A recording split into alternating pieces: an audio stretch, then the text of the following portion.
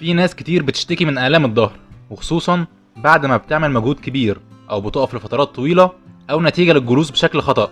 ومع مرور الوقت الألم بيزيد وممكن يحصل مضاعفات على المدى البعيد.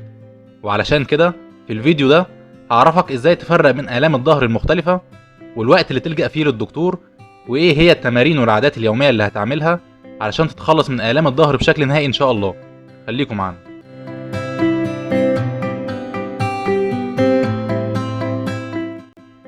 ألم الظهر بيتقسم لنوعين.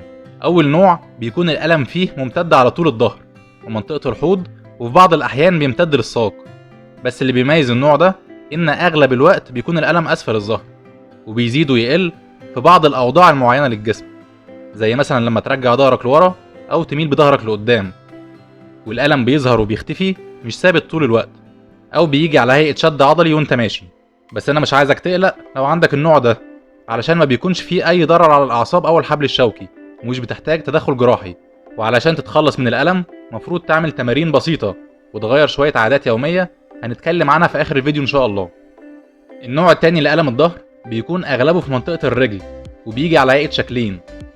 أول شكل فيهم بيكون بسبب إصابة في الديسك اللي وظيفته امتصاص الصدمات، فلما بتعمل مجهود عنيف الطبقة الخارجية للديسك بتضعف بمرور الوقت، وممكن يحصل له بروز من مكانه، وبالتالي هيضغط على الأعصاب. وفي أغلب الأحيان اللي بيتأثر عصب اسمه السياتيك نيرف، أو زي ما هو معروف بعرق النسا. والشكوى بتكون على هيئة ألم في الرجلين أو تنميل، وفي بعض الأحيان بتكون على هيئة ضعف في حركة القدم. والأفضل في الحالة دي إنك تتابع مع دكتور علشان هيوصف لك مسكنات للألم، وهتعمل جلسات علاج طبيعي مع الراحة، والألم هيختفي إن شاء الله.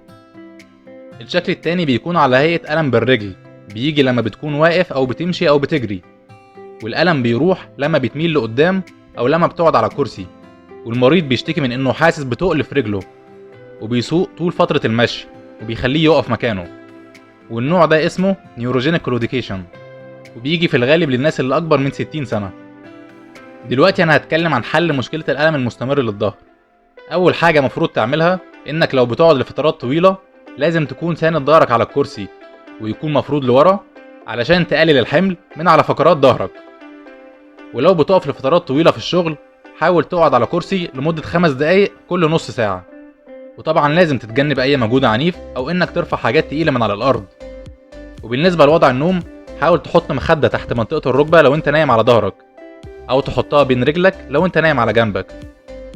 وآخر حاجة هتعمل تمارين بسيطة كل يوم لمدة ربع ساعة هتساعدك للتخلص من الألم بمرور الوقت.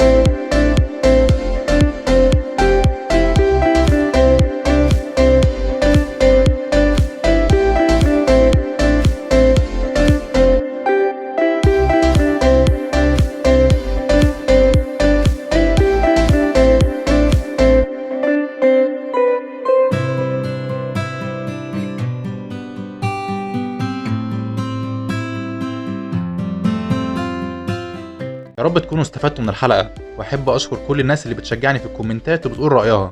ولو في اي حد عنده اي استفسار يكتب في الكومنتات وانا هرد على كل الناس ان شاء الله. وما تنسوش تعملوا لايك للفيديو علشان يوصل لاكبر عدد من الناس. ولو كنت لسه جديد ما تنساش تشترك في القناة وتفعل الجرس علشان تتابع كل الفيديوهات الجديدة ان شاء الله. كان معكم دكتور محمود العطار من فيت باي ساينس. شكرا لكم.